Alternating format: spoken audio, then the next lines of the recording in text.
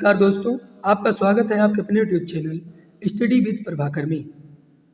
आज हम सीटेट 2011 बाल विकास एवं शिक्षा शास्त्र में पूछे गए प्रश्नों को देखेंगे।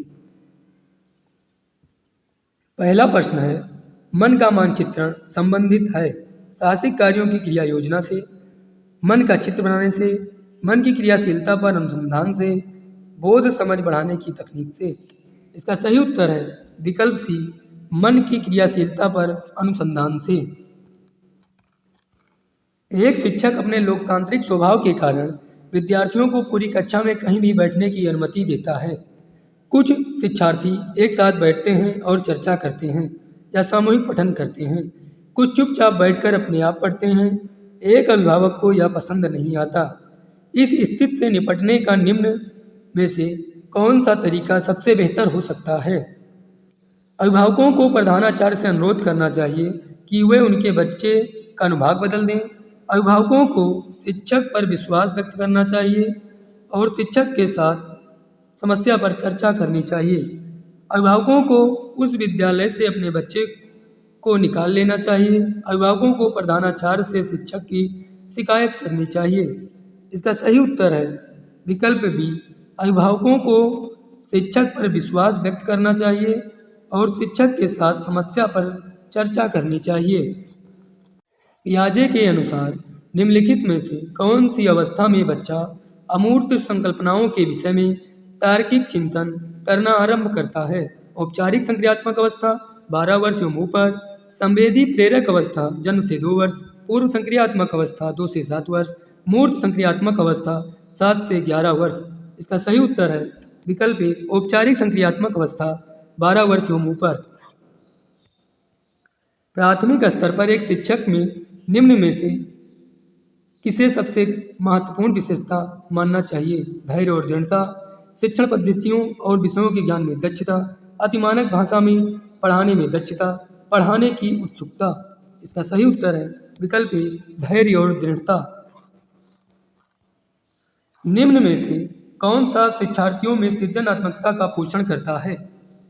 प्रत्येक शिक्षार्थी की अंतर्जात प्रतिभाओं का पोषण करने की अवसर उपलब्ध कराना, विद्यालय जीवन के आरंभ से उपलब्धियों के लक्ष्यों पर बल देना, परीक्षा में अच्छे अंकों के लिए विद्यार्थियों की कोचिंग करना, अच्छा शिक्षा के व्यवहारिक मूल्यों के लिए शिक्षार्थियों का शिक्षण।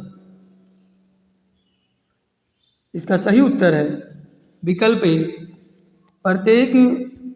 प्रत्येक शिक्षार्थी की अंतर्जात प्रतिभाओं का पोषण करने की अवसर उपलब्ध कराना।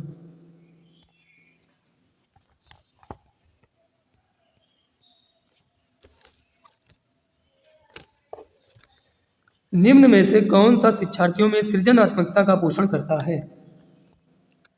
प्रत्येक शिक्षार्थी की अंतर्जात प्रतिभाओं का पोषण करने के अवसर उपलब्ध कराना, विद्यालय जीवन के आरंभ में उपलब्धि के लक्ष्यों पर बल देना, परीक्षा में अच्छे अंकों के लिए विद्यार्थियों की कोचिंग करना, अच्छा शिक्षा के व्यवहारिक मूल्यों के लिए विद्यार्थियों का शिक्षण।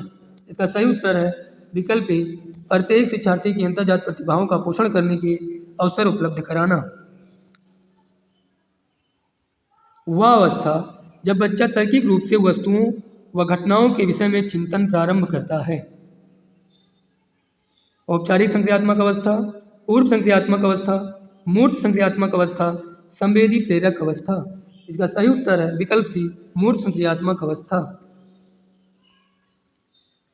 सीखना समृद्ध हो सकता है यदि कक्षा में अधिक से अधिक शिक्षण सामग्री का प्रयोग किया जाए, शिक्षक विभिन्न प्रकार के व्याख्यान और स्पष्टीकरण का प्रयोग करें, कक्षा में औद्योगिक परीक्षाओं पर अपेक्षित ध्यान दिया जाए, वास्तविक दुनिया से उदाहरणों को कक्षा में लाया जाए जिसमें विद्यार्थी एक दूसरे से अंतःक्रिया करें और शिक्षक उस प्रक्रिया को सुगम बनाए। इसका सही उत्तर है विकल्प डी, वास्तविक दुनिया से उदाहरणों को कक्षा में लाया जाए जिसमें विद्यार्थी एक दूसरे से अंतःक्रिया करें और शिक्षक उस प्रक्रिया को सुगम बनाए। विशेष रूप से प्राथमिक स्तर पर विद्यार्थियों की सीखने संबंधी समस्याओं को संबोधित करने का सबसे बेहतर तरीका है महंगी और चमकदार सहायक सामग्री का प्रयोग करना, सरल और रोचक पाठ्यपुस्तकों का प्रयोग करना, कहानी कथन पद्धति का प्रयोग करना, क्षमता के अनुरूप विभिन्न शिक्षण पद्धतियों का प्रयोग करना। इसका सही उत्तर है विकल्प डी क्षमता के अनुरूप विभिन्न शिक्षण पद्धतियों का प्रयोग करना। 5वीं कक्षा के दृष्टिबाधित विद्यार्थी के माता पिता और मित्रों द्वारा उसे दैनिक कार्यों को करने में सहायता की जानी चाहिए। के साथ कक्षा में सामान्य रूप से व्यवहार किया जाना चाहिए और श्रव्य सीडी के माध्यम से सहायता उपलब्ध कराई जानी चाहिए। के साथ कक्षा में विशेष व्यवहार किया जाना चाहिए। को निचले स्तर के कार्य करने के लिए छूट मिलनी चाहिए। इसका सही उत्तर है विकल्प बी दृष्टिबाधित विद्यार्थी के साथ कक्षा में सामान्य रूप से व्यवहार किया जाना चाहिए और श्रव्य सीडी के माध्यम से सहायता उपलब्ध कराई जानी चाहिए।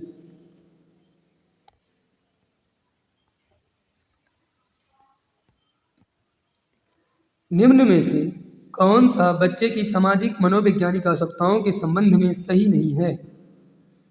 संवेगात्मक सुरक्षा की आवश्यकता, शरीर में अपशिष्ट पदार्थों का नियमित रूप से बाहर निकलना, सानिध्य संगत की आवश्यकता, सामाजिक अनुमोदन अथवा सराहना की आवश्यकता।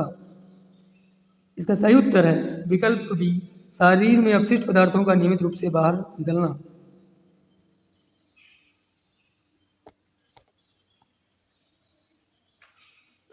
बच्चे दुनिया के बारे में अपनी समझ का सृजन करते हैं। इसका श्रेय डाट को दिया जाता है। पावलोव, कोहलबर्ग, स्किनर, पियाजे। इसका सही उत्तर है विकल्प डी पियाजे। डाट एक अभिप्रेरित शिक्षण का संकेतक माना जाता है। शिक्षक द्वारा दिया गया उपचारात्मक कार्य, विद्यार्थियों द्वारा प्रश्न पूछना, कक्षा में एकदम खामोशी, कक्षा में अधिकतम उपस्थिति। इसका सही उत्तर है विकल्प बी विद्यार्थियों द्वारा प्रश्न पूछना। डाट को अभिप्रेरित शिक्षण का संकेतक माना जाता है।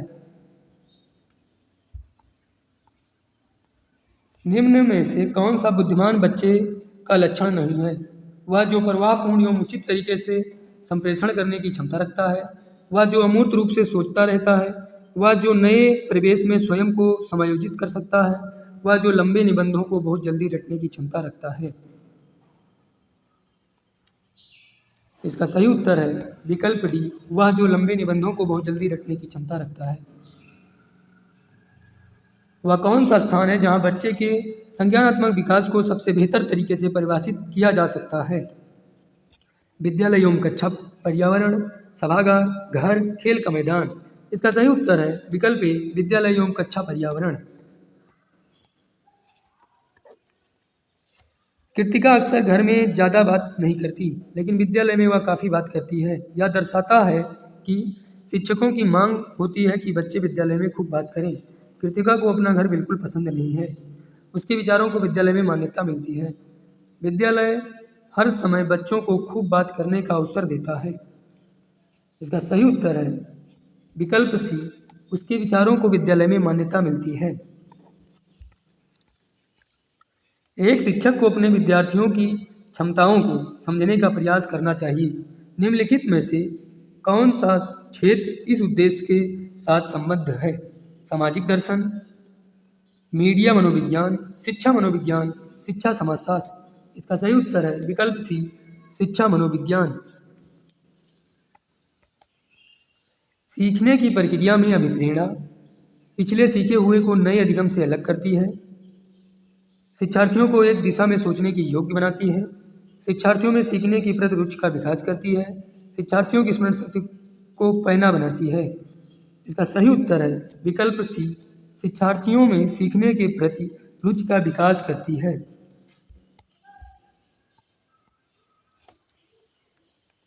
बच्चों के बौद्धिक विकास की 4 विशिष्ट अवस्थाओं की पहचान की गई।